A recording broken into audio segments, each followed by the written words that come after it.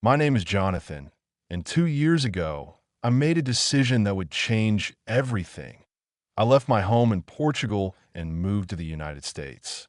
Even now, it feels unreal to say those words.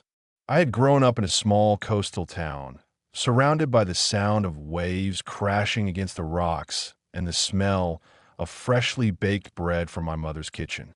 Life there was peaceful, predictable, and familiar.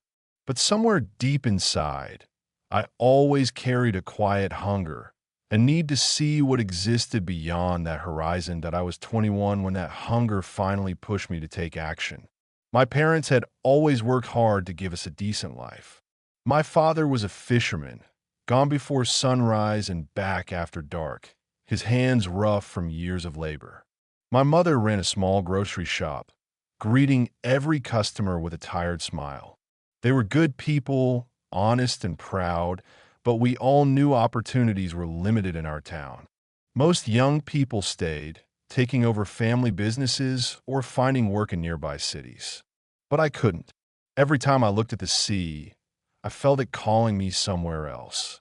Ever since I was a kid, I've been fascinated by the idea of America. Not the version shown in movies, but the version my older cousin Miguel described in his letters. He had moved to Boston years earlier and often wrote about how life there was tough, but full of chances for those who were willing to work hard. It's not easy, he once wrote, but it's worth it. Those words stuck in my mind and refused to leave. Like a tea first, my family didn't take me seriously when I said I wanted to move to the U.S. Jonathan, it's not a vacation, my mother warned. People go there and come back with more struggles than they left with. But the more they try to talk me out of it, the more determined I became. I started saving every euro I could, working at the docks, repairing boats, even taking shifts at a cafe on weekends. For a year and a half, I lived frugally, cutting corners wherever possible. I wasn't just saving money, I was building courage. Within a few months, my small YouTube channel began to grow faster than I ever expected. What started as a quiet attempt to share my journey had become something much larger, a space filled with stories, encouragement, and connection. People from all around the world began commenting on my videos, sharing their own experiences of moving abroad, chasing dreams, and battling loneliness. That at first, the attention felt surreal. Every new subscriber, every message of gratitude felt like a small victory, not just for me, but for everyone who had ever felt lost in a new country. My inbox filled with messages that began the same way. I thought I was the only one. I'd come home from work every evening, exhausted but eager to sit down and record. I'd talk about my day, my mistakes, the cultural surprises that still caught me off guard, and the small joys that reminded me I was growing. I wasn't trying to be perfect. In fact, I think people liked me because I wasn't. I was just Jonathan, a guy with an accent and a story to tell. But as the channel grew, so did the pressure. That I began feeling like I owed people constant positivity, as if I wasn't allowed to struggle anymore. Every time I turned on the camera, a small voice in my head whispered, "Don't let them see how tired you are. Don't show the bad days." It became harder to balance my real emotions with the cheerful tone my viewers expected. And then there was the workload. Between my full-time job, editing videos, replying to comments, and managing emails, my days began to blur together. I'd stay up late at night editing until my eyes burned. My apartment looked like a mess of wires, tripods, and coffee cups. Josh started calling me the midnight worker point one evening. He came over and found me half asleep at my desk. "You're going to burn out, man," he warned. "I can't stop now," I said, rubbing my eyes. "People are counting on me." He shook his head. "You can't pour from an empty cup, Jonathan." His words stung because they were true. I had been so focused on inspiring others that I'd forgotten to take care of myself. That a week later, it finally caught up with me. I was recording a video when I suddenly froze mid-sentence. My mind went blank. For a full minute, I just stared at the camera, unable to find the words. I turned it off and sat there in silence, realizing how exhausted I truly was. That night, I took a walk through the park to clear my head. The city was quiet, the sky hazy with the glow of streetlights. I sat on a bench and thought about everything. Leaving Portugal, falling in love, losing it, starting this new path. It had all been a whirlwind, and somewhere in the chaos, I had forgotten the reason I started in the first place, that IT wasn't about fame, numbers, or validation. It was about connection, about letting people know they weren't alone. So, the next day, I decided to be honest. I made a video titled "The Truth About Starting Over." No editing, no filters, just me sitting by my window talking about burnout, loneliness, and the fear of not being enough. I admitted that even while helping others, I was still figuring things out myself, that I thought people might turn away, but the opposite happened. The video exploded with support. Comments flooded in. "Thank you for being real. I needed to hear this. You just described how I feel every day." It was then I realized something powerful. Vulnerability wasn't weakness. It was connection in its purest form. People didn't follow me because I had it all together. They followed me because I didn't. That night, I smiled for the first time in weeks. My purpose was clearer than ever: to tell the truth, even when it wasn't easy, as Jonathan learned to balance honesty and ambition. Life had another surprise waiting, one that would reconnect him with someone he thought was gone forever. WY late summer. Life had finally settled into something that felt stable again. My YouTube channel was growing steadily, my day job was manageable, and my nights were filled with editing, laughter with Josh, and the quiet satisfaction that comes from doing work you actually believe in. For the first time in years, I felt balance. Point one warm Friday evening, I decided to take a break from filming and meet Josh for dinner downtown. We found a small rooftop restaurant overlooking the skyline, the kind of place where the city lights made you forget the chaos below. We were halfway through a conversation about weekend plans when Josh suddenly froze mid-bite. Jonathan," he said, his eyes shifting toward the entrance. "Isn't that?" I turned, and my heart nearly stopped. Emily. She looked almost exactly the same. Same confident posture, same bright eyes. Only now her hair was shorter. She was standing by the door, waiting to be seated, and for a moment, the noise of the city faded. It had been months since I'd last seen her, but the memory of our last conversation was still vivid in my mind. The quiet goodbye, the unspoken pain. Josh whispered, "Do you want to leave?" I hesitated. "No," I said finally. "I think I should say hello." As she walked past our table, she noticed me. For a second, surprise flashed across her face, followed by a small, uncertain smile. "Jonathan," she said softly. "Hey, Emily." My voice felt strange, unfamiliar even to me. She gestured to her friend beside her. "We're just grabbing dinner. It's really good to see you."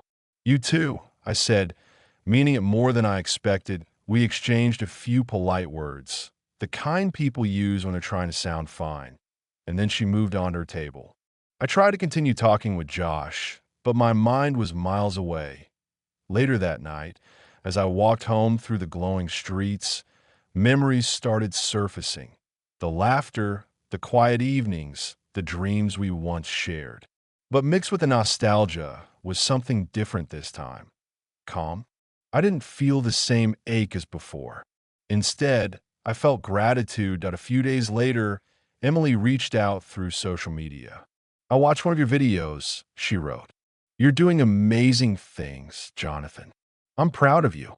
We met for coffee that weekend, not as lovers trying to mend what was broken, but as two people who had grown in their own ways. She told me she had started working as a full-time photographer, traveling around the country. Her eyes lit up as she described it, and I realized she had found her place too. We talked for hours, laughing about our old arguments and sharing the lessons heartbreak had taught us. There was no bitterness, no tension, just mutual respect and warmth. When we said goodbye, she gave me a gentle smile. "You seem happy," she said. "I am," I replied. And for the first time, I truly meant it. That meeting didn't reopen old wounds, it closed them. It reminded me that people enter our lives for a reason, and sometimes their purpose isn't to stay forever, but to help us grow into who we're meant to be. Walking back home that evening, I looked up at the New York skyline glowing against the night sky. I thought about how far I'd come, from a confused boy in Portugal dreaming of adventure to a man learning what it really meant to live. That I smiled, realizing that sometimes closure doesn't come with perfect words or grand endings. Sometimes it comes quietly, over coffee, between two people who finally understand why things had to happen the way they did. With the past finally at peace, Jonathan was ready to look forward, and a new opportunity on the horizon would soon push him toward the biggest decision of his life. When the day finally came, it didn't feel real. My entire family came to the airport. My mother cried as she hugged me, whispering, "Be strong, meu filho. Remember who you are." My father shook my hand, his eyes glistening in the light. "Don't chase comfort," he said softly. "Chase purpose." Those words would echo in my mind for years to come. The flight from Lisbon to New York felt endless. I barely slept. I kept thinking about everything I was leaving behind. The familiar faces, the narrow streets, the ocean breeze, all replaced by uncertainty. When the plane landed and I stepped out into the chilly air of JFK Airport, I took a deep breath. I had officially arrived in the country I had only ever seen on screens at that moment. I didn't feel fear or joy, just awe. Everything was enormous. The airport, the people, the noise, it was overwhelming. The signs were in English, a language I thought I understood until I heard people speaking it so fast that I could barely catch a word. As I stood there clutching my luggage, I realized the truth. This was no longer a dream. This was my life now. That night, alone in a small rented room in Queens, I looked out the window at the city lights and thought, so this is America. It was beautiful and terrifying all at once. The journey I had dreamed was finally beginning, but I had no idea how hard it was about to get. Jonathan's first day in America seemed full of promise, until a simple cup of coffee reminded him just how foreign his new world really was. The morning after I arrived in New York, I woke up to the faint hum of traffic outside my small apartment window. Jet lag had stolen my sleep, but excitement pushed me out of bed. This was my first full day in America, and I was determined to make the most of it. I showered quickly, put on the warmest jacket I had, and stepped out onto the street. The air was crisp and sharp, colder than any winter morning I'd ever known in Portugal. Everything looked like a scene from a movie. The yellow taxis, the tall buildings, even the people rushing by with coffee cups in hand. I had a list of simple goals that day: buy groceries, open a bank account, and find the nearest bus stop to get to my new workplace the following week. But first, I needed coffee, real American coffee. I spotted a Starbucks on the corner and walked in confidently, thinking it would be simple enough. That it wasn't. Back home, ordering coffee was easy. You asked for a Bica or Galeo, and that was it. Here, I was suddenly faced with a wall of choices: latte, cappuccino, macchiato, cold brew, mocha, and sizes that didn't make sense: tall, grande, Vinny. The barista smiled politely and asked, "What can I get started for you?" I froze. Just coffee," I said awkwardly. "Black or with milk?" she asked. "Black," I answered, trying to sound confident. She nodded, typed something fast, and said, "That'll be $3.45. I handed her a $5 bill, but when she gave me the change, I fumbled with the coins, not recognizing any of them. The people behind me were already sighing. When I finally got my coffee, I took a sip It was strong, bitter, and far from the smooth espresso I was used to. But as I stood there by the window, sipping that strange-tasting drink, a smile crept onto my face. This was it, my first small victory, my first awkward American moment. That coffee wasn't just caffeine, it was a reminder that everything here would be new, different, and slightly uncomfortable. And that was okay. The rest of the day was a blur of confusion and discovery. I got lost twice trying to find a grocery store, accidentally walked into the wrong bus, and ended up 2 miles away from where I started. But instead of feeling defeated, I laughed. Every mistake was a story in the making. When I finally found the store, I was stunned by the prices. Milk, bread, fruit, everything cost double what I expected. I stood in front of the shelf, comparing brands for 10 minutes before realizing people were giving me strange looks. Back home, shopping meant chatting with familiar faces. Here, it felt like a silent race that by the time I returned to my apartment, I was exhausted. My feet ached, my wallet was lighter, and my brain was overloaded. Yet, as I sat on my small couch eating instant noodles, I felt strangely proud. I had survived my first day in America, one coffee, one mistake, and one overpriced grocery trip at a time. Later that night, I called my parents. My mother's voice cracked with emotion when she heard mine. "Are you eating well, Mayu Filio?" she asked. "I'm fine, May." I lied softly, even though I just burned my dinner. My father, as usual, said little, but his tone was firm. "Keep going, Jonathan. The beginning is always the hardest." As I hung up the phone, I looked out the window again. The city lights twinkled like stars scattered across the skyline. I realized something important that night. Home wasn't a place, it was a feeling. And though I was thousands of miles away from Portugal, I promised myself I'd build that feeling again, right here in this foreign land. If a cup of coffee and grocery shopping were that confusing, what happened next would test Jonathan in ways he never imagined.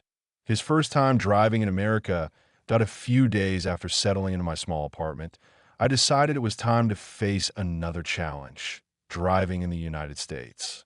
I had been a confident driver back in Portugal, but I quickly learned that confidence doesn't always travel well across borders, and my first problem was simple. Cars here are different. The steering wheel was on the same side, but the road rules weren't. I'd grown up driving on narrow coastal roads where patience was a survival skill. In New York, traffic moved like a river, fast, loud, and unforgiving. I still remember gripping the wheel of my rented car, my palms sweaty, trying to merge onto a highway while horns blared behind me. The first thing I noticed was how everyone seemed in a rush. Drivers changed lanes like it was a competition. Indicators were optional. Pedestrians crossed when they felt like it. And the traffic lights, they had their own rhythm that made no sense to me. Back home, we had unspoken rules of courtesy. Here it felt like a test of nerve at the T1 point. I stopped too long at a green light, still trying to understand my GPS, when someone honked behind me so loudly I nearly jumped out of my seat.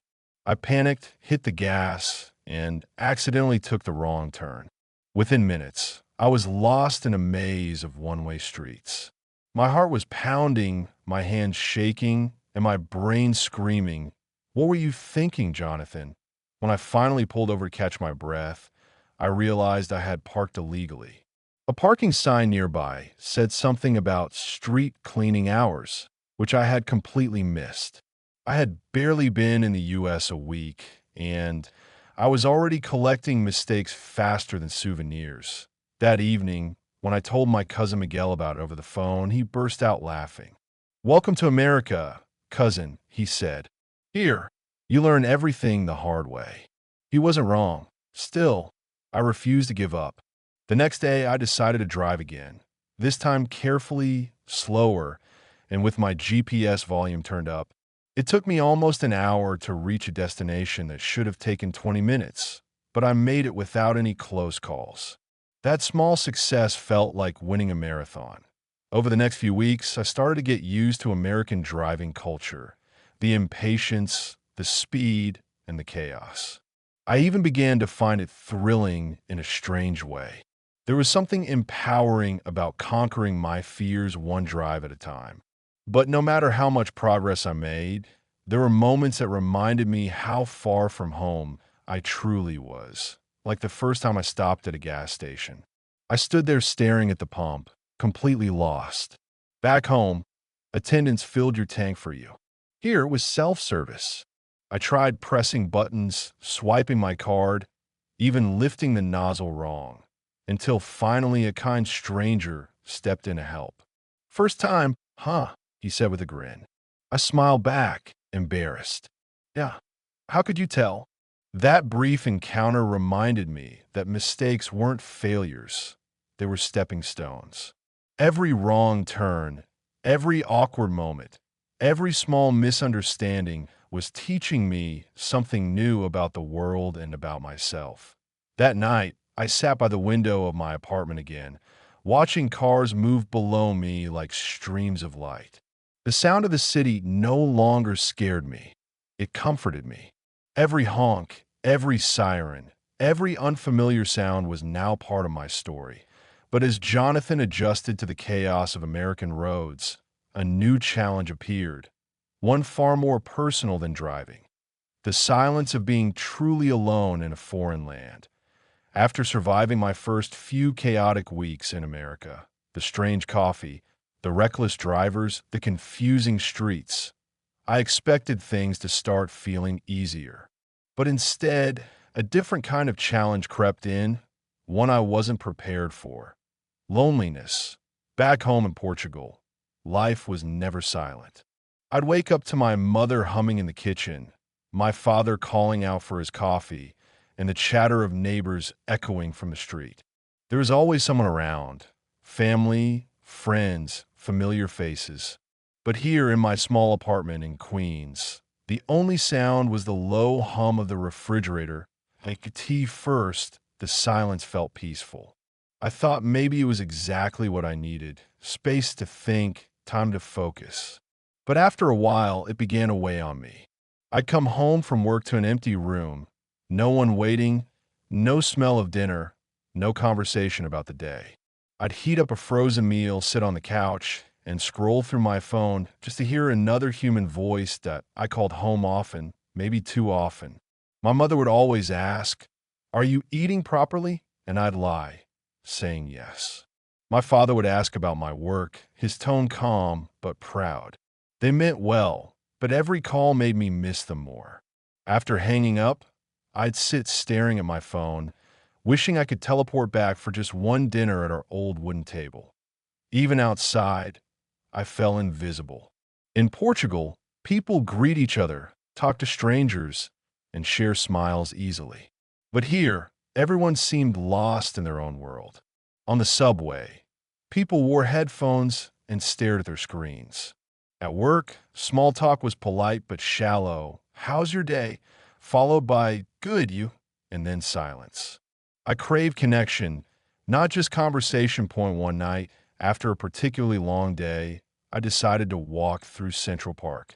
The city lights shimmered in the distance, and the cool breeze brushed against my face. It was beautiful, yet somehow it made the loneliness sharper. I sat on a bench, watching couples walk hand in hand, friends laughing, families enjoying picnics. For the first time since I arrived, I felt tears sting my eyes. I missed home, the warmth, the noise, the feeling of belonging. That night, as I walked back to my apartment, I realized something important. I had spent so much time dreaming about escaping my small town that I had never truly thought about what it meant to start over completely. Freedom wasn't just exciting, it was heavy. It came with isolation, uncertainty, and quiet nights that stretched endlessly. But giving up wasn't an option. I hadn't crossed an ocean to let loneliness defeat me. I decided that if I couldn't find comfort, I created. The next morning, I joined a local community group that organized weekend soccer matches. It wasn't easy at first. Most people already knew each other, and my accent made me feel self-conscious. But slowly I began to blend in. A few guys even started calling me John. It wasn't much, but it was a start, and for the first time in weeks, I felt like I belonged somewhere again. That weekend after a match, one of my teammates invited me to grab dinner with them. As we sat in a small diner laughing over greasy burgers and bad coffee, I felt something warm inside me. The beginning of connection, of friendship. It didn't replace home, but it reminded me that life could still feel full, even far from everything I knew. Just as Jonathan began to find his rhythm in America, one unexpected friendship would change everything and show him that belonging sometimes comes from the most unlikely places. That a few weeks after joining the local soccer group, I began noticing a familiar face who always showed up early, a tall guy with messy blonde hair and a grin that seemed permanently glued to his face. His name was Josh, and he played defense like it was a matter of national pride. We'd exchanged a few polite nods at first, but one Saturday, after a particularly close game, he jogged over to me and said, "You've got some serious footwork, man. Ever thought about joining our weekend league?" I laughed awkwardly. I'm still trying to figure out which bus actually gets me home. Maybe I'll work on that first. Josh chuckled and handed me a water bottle. "You new here, right?" "Portugal." "Yeah." That surprised me. "How'd you guess?" "The accent," he said, smiling. "And the fact that you actually say thank you when someone passes you the ball." From that moment, a friendship began, one that would go on to shape my life in America more than I ever imagined. Josh was everything I wasn't: loud, confident, and effortlessly social. Where I saw obstacles, he saw jokes. He had this rare ability to make everything, even mistakes, feel like part of the adventure. One Friday night, he invited me to join him and his friends for dinner. I hesitated. "I don't really know anyone," I said.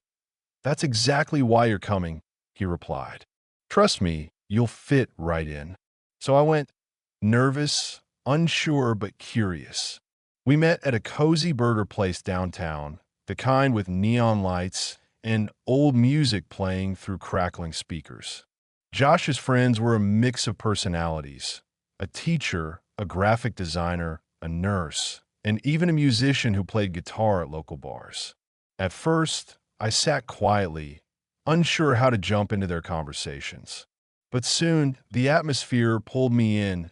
They asked about Portugal, my family, my favorite foods.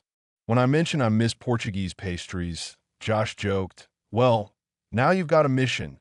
Teach us how to make them." Everyone laughed, and for the first time in months, I didn't feel like an outsider. That night, I realized that sometimes belonging doesn't come from shared backgrounds or similar experiences. It comes from being accepted as you are. Josh and his friends didn't see me as the foreign guy. They saw me as Jonathan, just another person trying to make a life in this massive, complicated country. Over the following weeks, Josh and I grew close.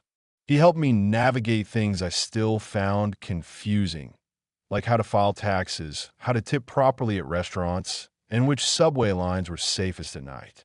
In return, I introduced him to Portuguese coffee, and he became obsessed with it. "Man," he said one morning after trying my homemade espresso, "if I ever visit Portugal, I'm just going to live in a cafe." "Trust me," I laughed, "you'd fit right in." Friendship changed everything. My apartment no longer felt as empty. Weekends weren't just for chores. They were for exploring, laughing, and learning.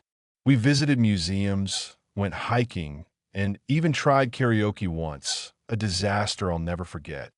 Every experience taught me that the hardest part of moving abroad wasn't the language or the culture.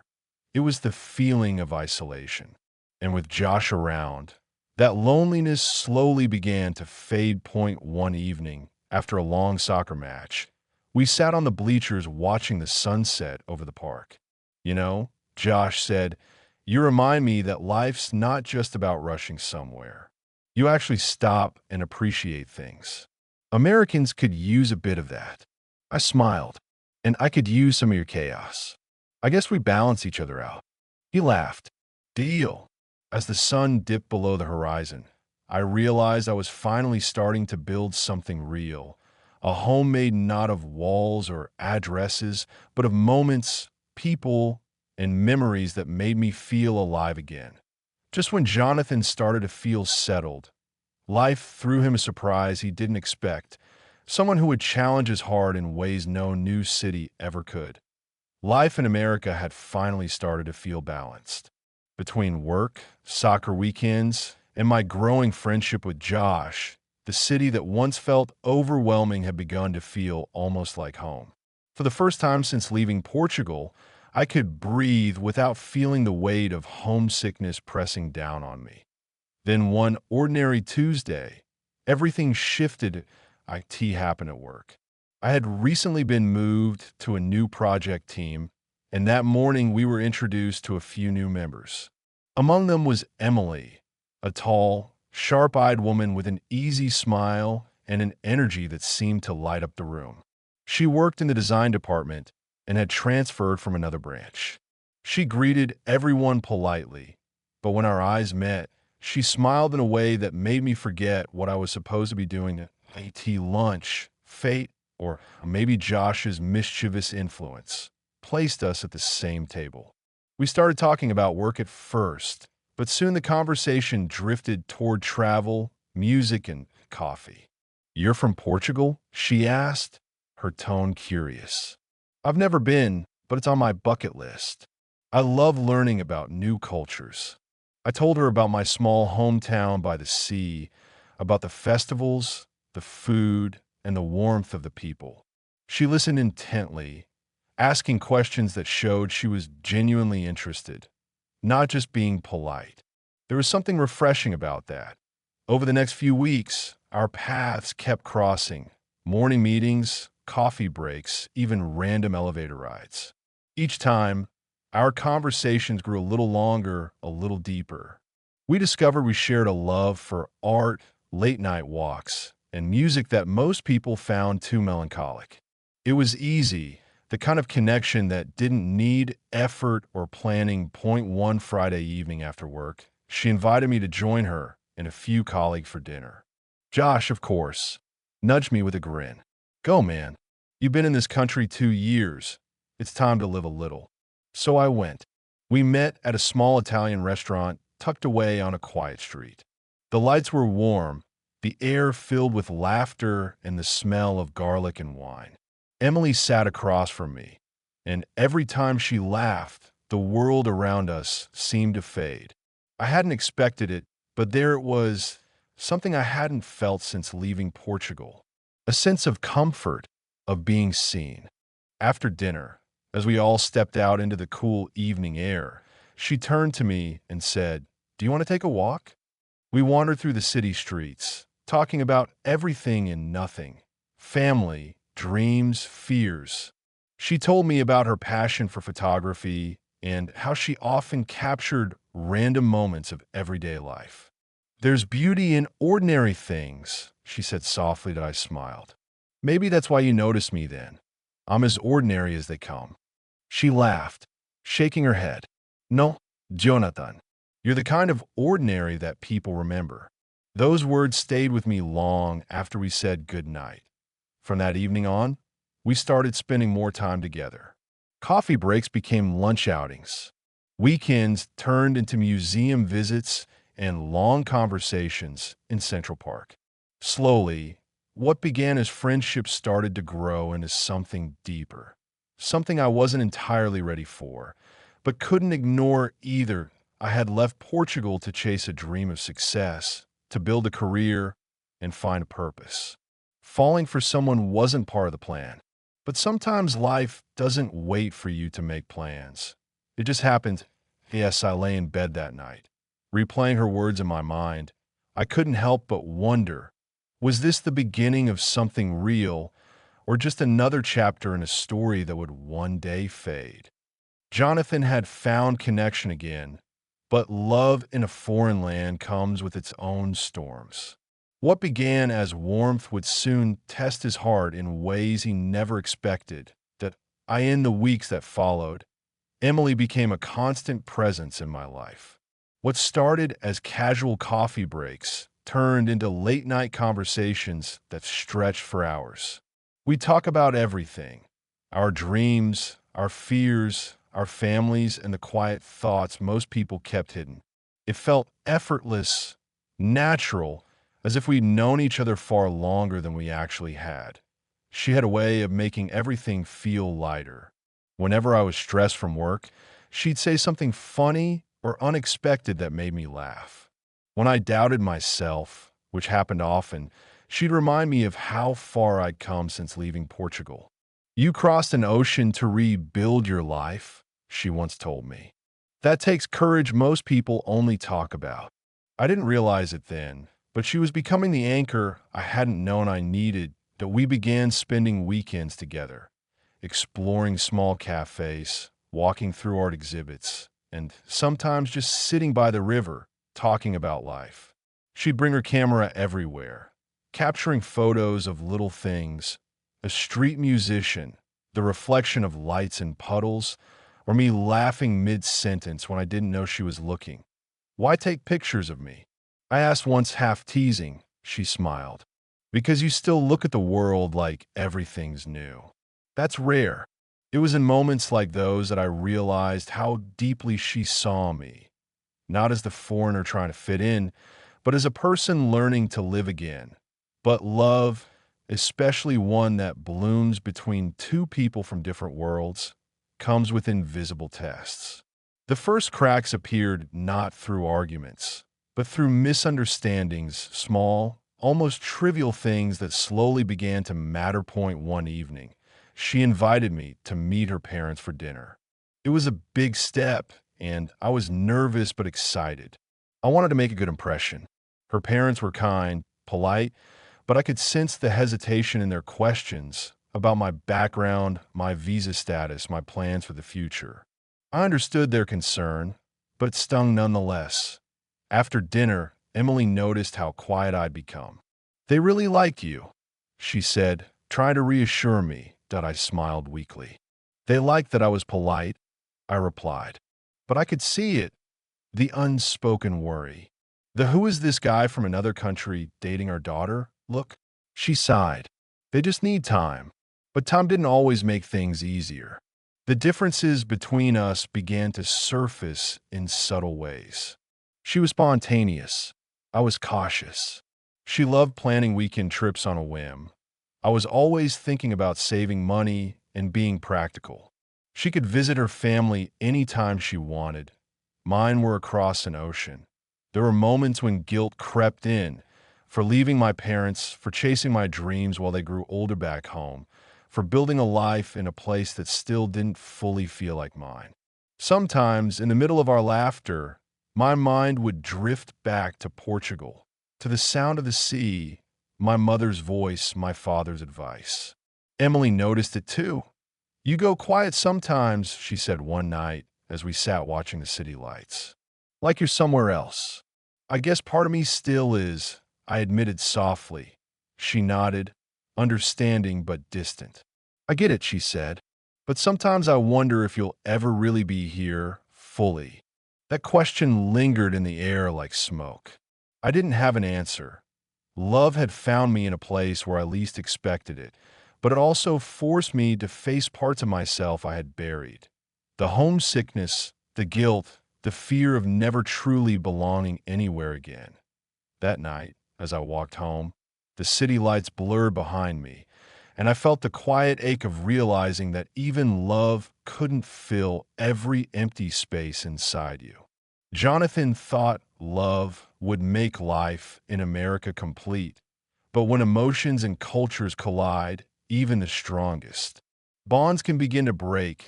That be why the time winter rolled around, Emily and I had been together for nearly a year. On the surface, everything looked fine. We laughed, we worked side by side. We shared moments that felt almost perfect. But beneath it all, small cracks were beginning to spread. IT started with the distance. Not physical, but emotional. There were nights we'd sit together on the couch, both lost in our thoughts. the silence between us heavier than words.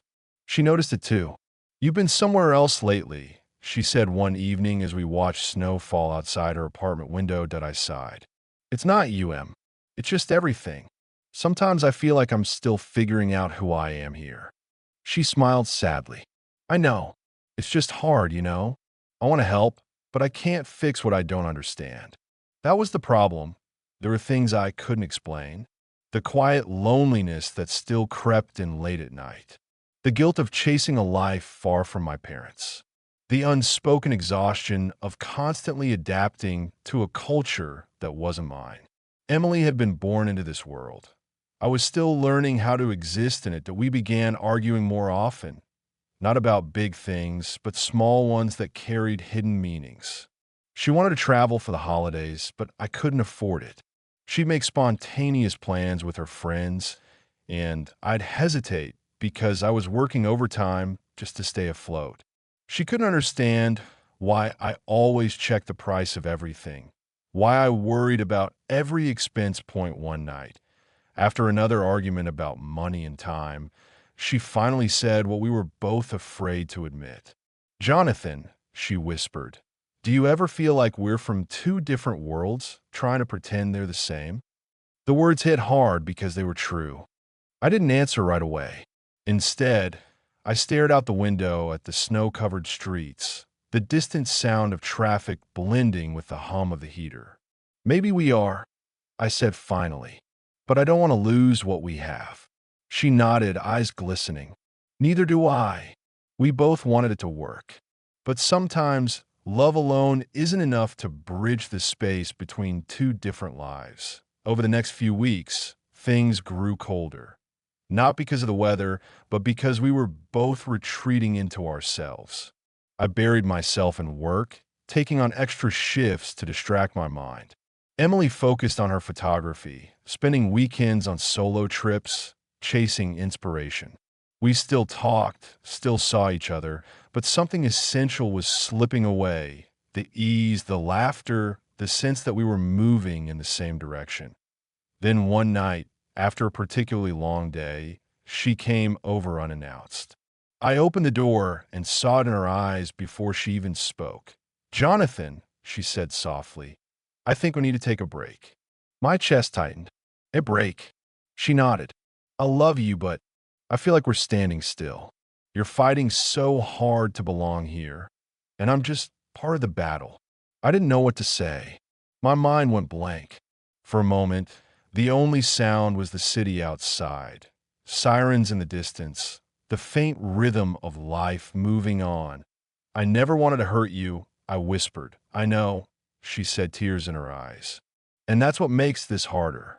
When she left that night, the silence in my apartment was louder than ever. I sat there for hours, staring at the door she had walked through, feeling like the world I had built was crumbling again. Love had given me warmth in a cold country, and now it was gone. As Jonathan faced heartbreak in a foreign land, he would discover that sometimes losing someone isn't the end. It's the beginning of rediscovering yourself. The days after Emily left felt endless. Every corner of my apartment reminded me of her. The coffee mug she always used, the framed photo on my desk, even the playlist we'd made together that I couldn't bring myself to delete.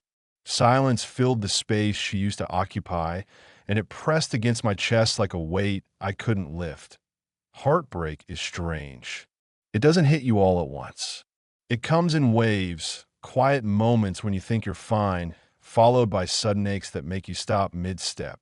I'd be walking to work or cooking dinner, and out of nowhere, a memory would crash into me. The way she laughed, the warmth of her hand in mine, the sound of her saying my name. For a while, I tried to distract myself. I threw my energy into work, picking up extra shifts, staying late at the office just so I wouldn't have to go home. My coworkers noticed the change, but no one said anything. Maybe they thought I was just ambitious, but the truth was I was running from the emptiness. Josh, being the friend he was, refused to let me drown in it. One Friday night, he showed up at my door uninvited, holding 2 beers and a pizza box. You can either sit here and mope, he said, or we can go out and remind the world you exist. I tried to protest, but he wasn't having it. Within an hour, we were at a small sports bar downtown, surrounded by laughter and noise. I didn't drink much, but that night, I let go for the first time in weeks. Josh cracked jokes, teased me mercilessly, and even imitated my Portuguese accent so badly that I couldn't help but laugh. That was the first time I realized that healing doesn't always come from silence or reflection. Sometimes it comes from laughter, from letting yourself live even when your heart isn't ready. Over the next few weeks, I started rebuilding small parts of myself. I went back to the soccer field, joined weekend hikes, and began exploring corners of the city I had never seen. The world outside hadn't changed, but I had. Every experience, every mistake, every moment of pain had reshaped me. One Saturday, I decided to do something I hadn't done in years: visit an art museum. I wandered through the halls alone, staring at paintings that told stories of heartbreak, hope, and rebirth.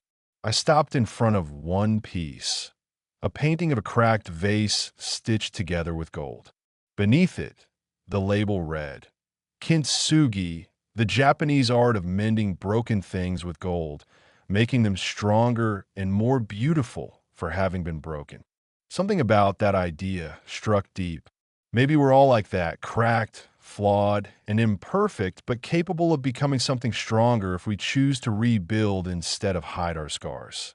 That night, I started writing again. Not emails or work notes, but thoughts. Reflections about my time in America, the lessons I was learning, the loneliness, the laughter, the love, the heartbreak. Words poured out of me like they had been waiting for years. For the first time, I wasn't just surviving, I was expressing. Weeks turned into months, and little by little, the ache faded. I still thought about Emily sometimes, but it no longer hurt the same way. She had been part of my journey, and losing her had forced me to find myself. That be why spring, I felt lighter, not completely healed, but whole enough to see forward again. I wasn't the same boy who left Portugal, nor the lost man who first arrived in New York. I was something in between, still learning, still growing, but finally beginning to belong to my own life. As Jonathan rebuilt his life piece by piece, he had no idea that a small, unexpected decision would open the door to a new purpose, one that would change his future forever. Spring arrived quietly, and with it came a feeling I hadn't known in months: peace. The harshness of winter, both outside and inside me, was beginning to fade. The days were longer, the air softer, and the city seemed less intimidating. I was no longer running from pain. I was learning to walk with it. One Sunday morning, I was sitting at my favorite cafe, the one tucked between a bookstore and an old laundromat. I had my notebook open, jotting down random thoughts as I sipped a cup of strong espresso. Writing had become my therapy. What started as a distraction after the breakup had slowly turned into a passion. I wrote about everything: the confusion of my first days in America, the cultural shocks, the lessons, and even the loneliness that had once crushed me. That day, a stranger sitting next to me leaned over and said, "You've been writing for hours. What's your story?" I laughed nervously. "It's nothing really, just thoughts." He smiled. "Sounds like more than nothing. You should share it." His comment lingered in my mind long after he left. Share it? The idea scared me. My writing was personal, messy, and honest. But later that night, as I reread my notes, I realized something important. If my words could make even one person feel less alone, maybe they were worth sharing.